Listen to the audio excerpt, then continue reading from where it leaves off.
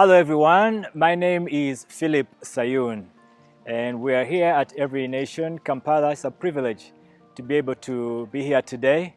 And today we've been talking about community transformation, basically the role of the church in community transformation.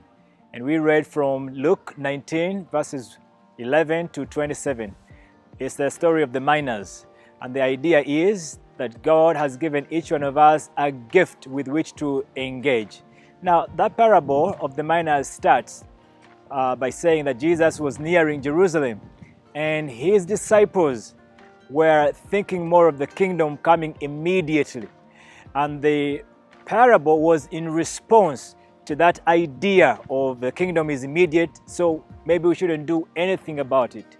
And the Lord's response was, I am giving you miners which you need to use to engage your communities.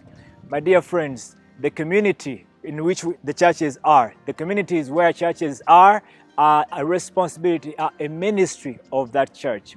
The church does not only exist in a community, the church basically exists for the community.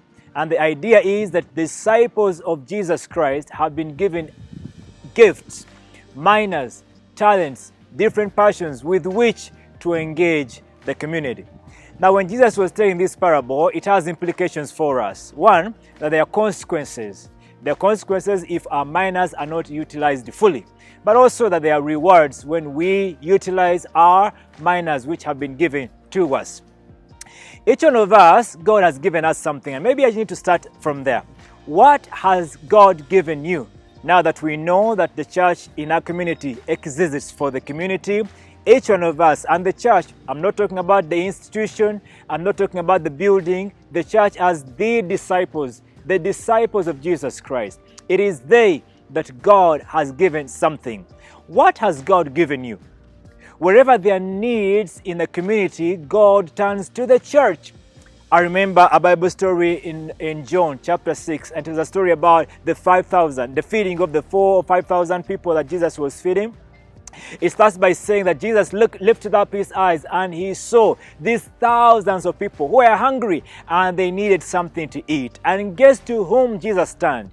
Jesus turned to Philip, a disciple. Every time there is a community issue, need, a social problem that needs to be solved, guess where God turns? Jesus turned to his disciples. Today, I want to come and to say this to you. Wherever there are social ills in a community and in a country, God turns to the disciples. But guess what?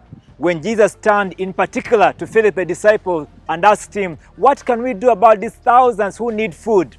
Philip looks to Jesus and tells him, you know what?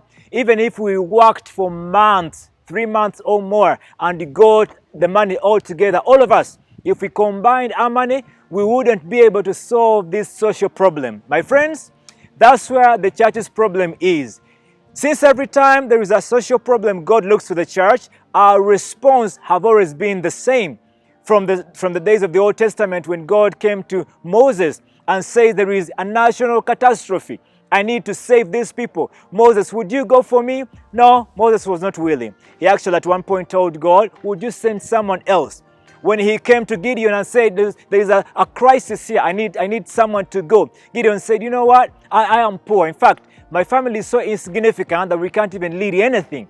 So I can't do what you're calling me to do. When he came to Jeremiah, Jeremiah said, you know what, boy, I wish I was old. There's always all these reasons why believers, these reasons why people of God, these reasons why disciples would turn down the invitation to respond to the community needs. But listen to this. When Jesus asked Philip what they would do to feed these people, Jesus knew exactly what he would do. But it was just an honor to God. God knows what exactly he would do to change our communities. But God wants to participate with us. He wants us to participate. He knows what he would do, but he gives us the honor, the invitation to come and be part of the transforming work that he wants to do. Today, the Lord wants you as the disciple to be responsible for the social ills, You know, as I finish up here, I want to go back a little bit to the story of Moses. Moses grew up in the palace and he had no clue what was happening out there.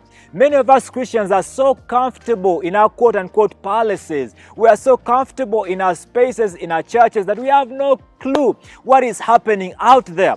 What it took for Moses was to get out of this palace and the comfort zones and come face to face with reality. He picked up a dream, he picked up a burden, he picked up a vision, he picked up a ministry. Ministries are birthed.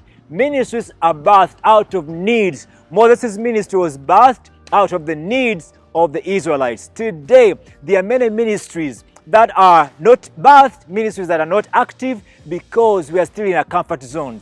Sometimes I think the church needs to get out of those four walls to go and be in the community. The idea of incarnation is the idea of dwelling in community. Jesus left glory and he came and dwelt with them, dwelt among us.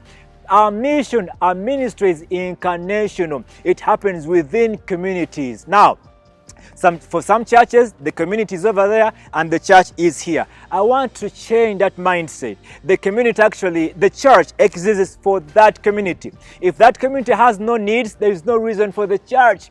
The reason God allows that church to be in that community is because there are surrounding issues, social ills that the church can be part of. I want you to be involved in your community.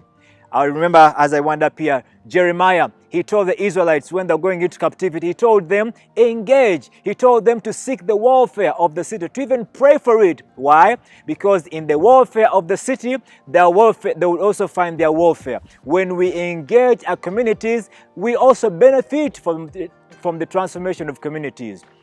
The church exists to transform communities. When communities are transformed, we also benefit. When people are living healthier lives, when people's economic statuses are improved, you as a church benefit. Why? Not only is it the mission of Christ for you to change those communities, but the benefits also, we receive part of those benefits. When people are living healthier, better lives, there are no thieves in the community, there are no drug addicts in the community, the safe neighborhoods are also something that we benefit and enjoy from. Today, what is that God has given you? Second question, what are you using with it? What are you doing with it to make your community a better place? I'm telling you, the communities and nations are waiting for people such as you and I, disciples of Jesus Christ, who refuse to give all reasons, pick up the responsibility, do the thing that God has called them to do. If you and I, the other sister and that brother,